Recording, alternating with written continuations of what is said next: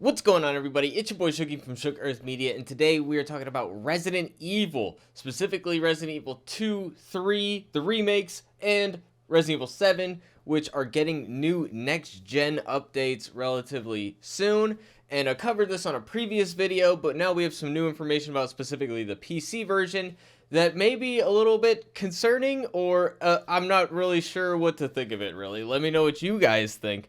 But before we get into that, I'm going to be covering a lot more Resident Evil stuff coming up. We got the Netflix series, any new announcements about the games, and of course the Resident Evil 4 remake coming out. I'm going to be covering all that kind of stuff. So if you like that kind of thing, definitely sub to Shook Earth Media and hit the like button, and I hope to hear from you down below.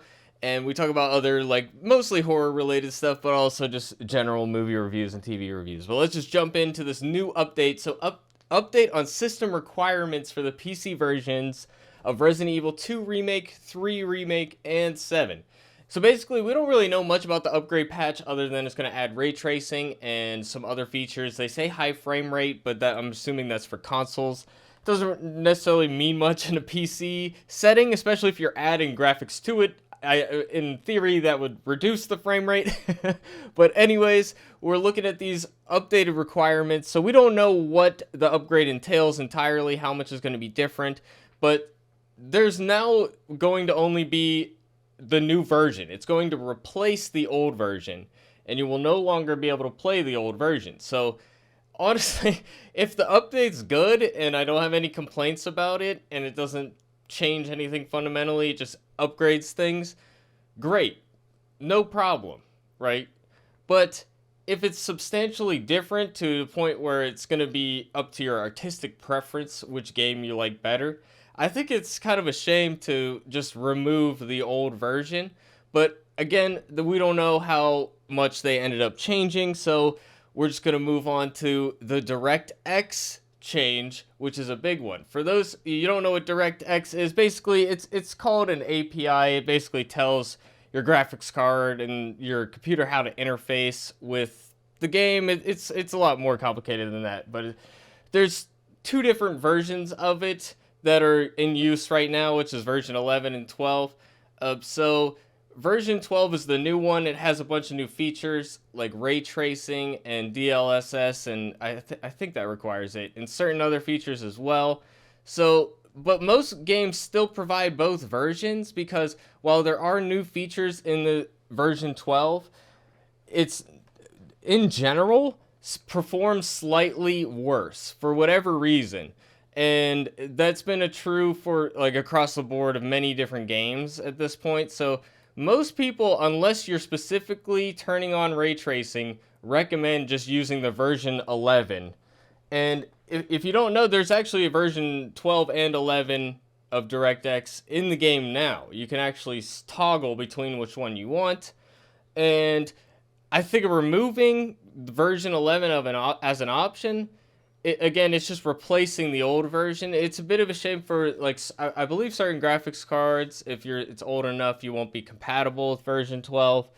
So it's going to rule some people out. Now, it's old enough, like, it's old enough that your computer probably needs replaced at this point, especially if you're still trying to game and if you want to keep up with Resident Evil and stuff like that. So, I mean, honestly, it is time to upgrade if you if you can't get version 12.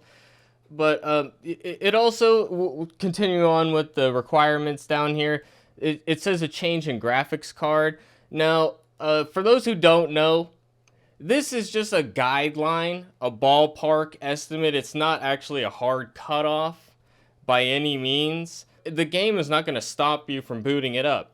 So you have to have the game in your hands before you can determine really what graphics card it is to play it. And it doesn't even make any specifications.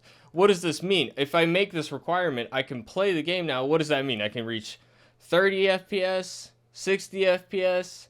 Is it variable?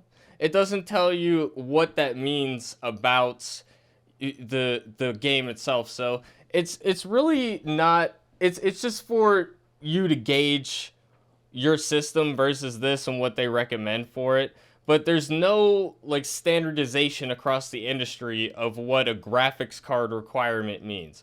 But they're raising it up so that presumably means that there's the new additions to it are going to make it run slower on older machines.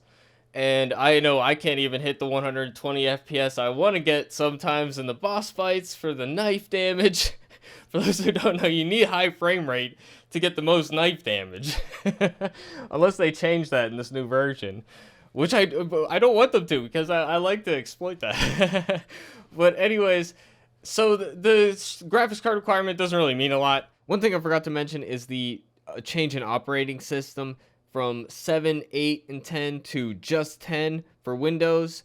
And this is just commensurate with the DirectX requiring version 12, because version 12 is not available on Windows 7 or 8. So that is why the operating system is changing. I just think it's a shame you can't like download the old version, and that certain people that paid for the game under a certain understanding that they'd be able to play it are now not able to. That's kind of a shame. I mean, it's going to be a small amount of people, but that's really, I don't know. I think best case scenario would be you have both versions.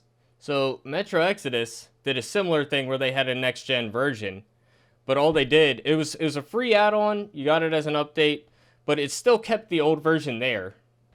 And under it, you got Metro Exodus PC Enhanced version. You guys can't see it here, but you get the idea. Enhanced Edition. And I can't even run this because it does require ray tracing as just a standard, because that's the point of the Enhanced version.